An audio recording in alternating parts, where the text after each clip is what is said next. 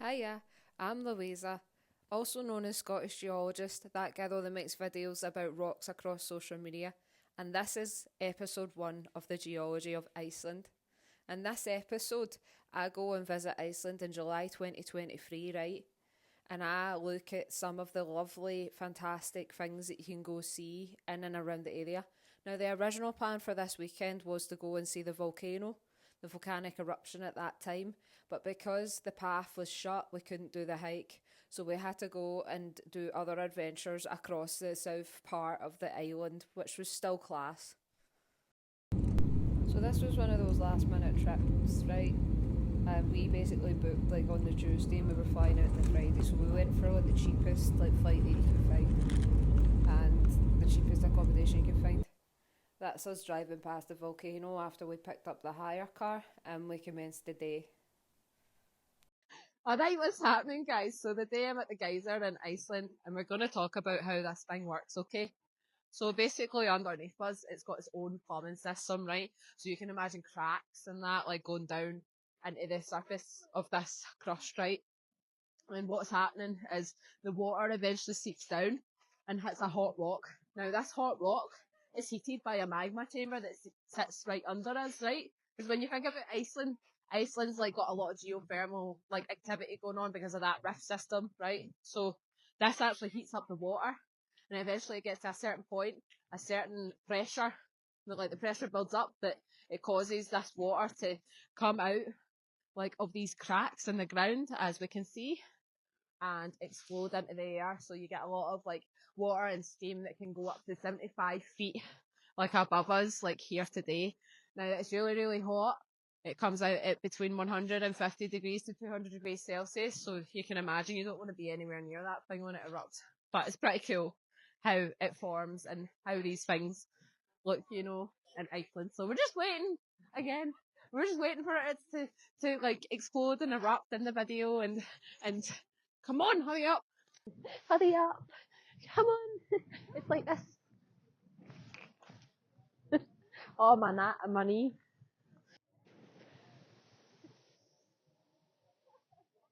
Oh, look at go back in. That's class. God, you wouldn't want to kayak down that thing.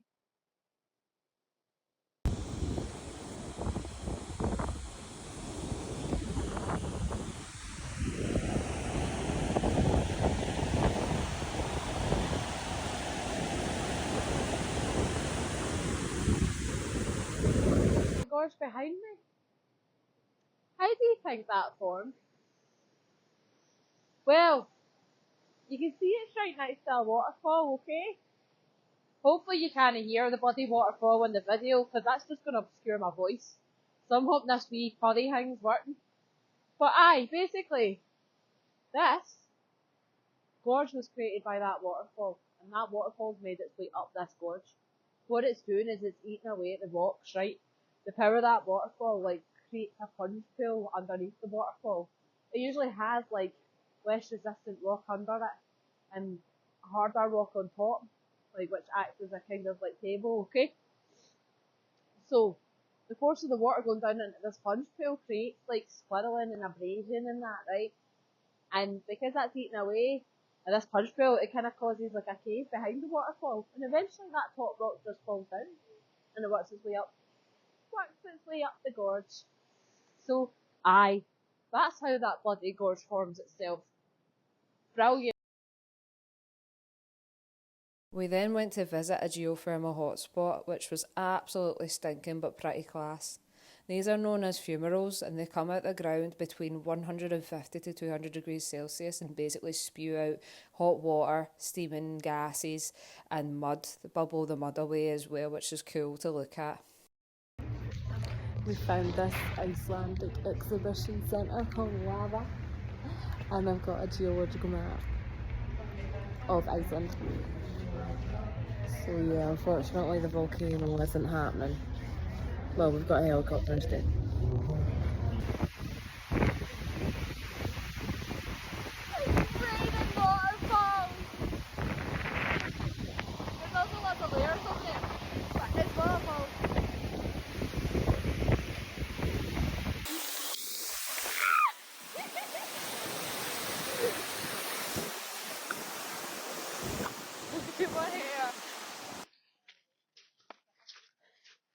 Is it not mental that these used to be in Scotland?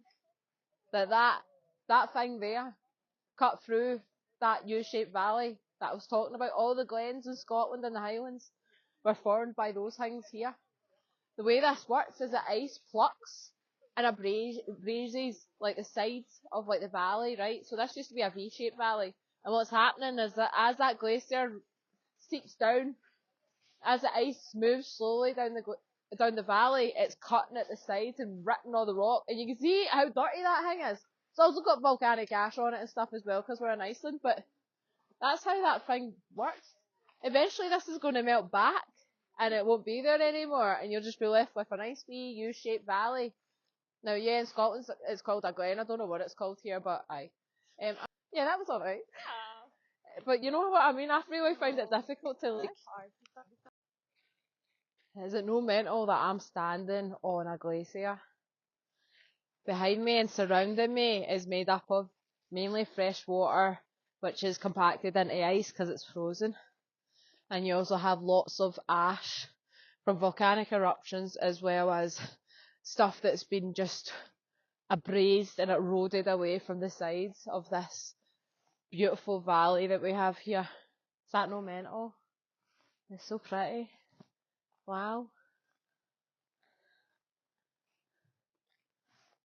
So it's time and we're gonna go on the helicopter. And I'm freaking out. We're going on the helicopter.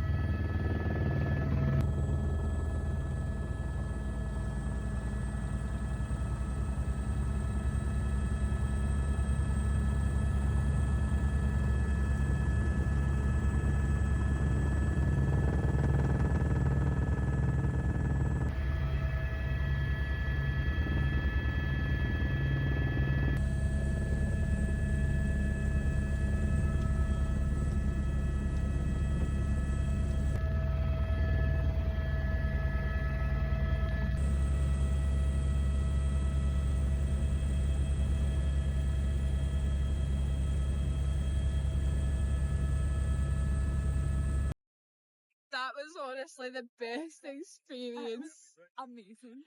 of my life, honestly. I'm gonna cry again, but I've never ever seen a volcano before like that. It was so good. I've calmed myself down a wee bit.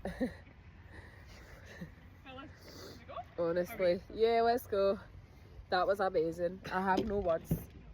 It was absolutely amazing. That was overwhelming. I can't believe that I've just witnessed a volcano, like the birth of like new land. The birth of new rocks. That's how new rocks form. I like that garden. Look at my eyes. Honestly. We've just seen it and we don't know what to say. Actually, What's that? that was amazing. That's like the birth of new rocks. I don't know. The walls in here are made of rocks. It's like a lava wall. Lava wall.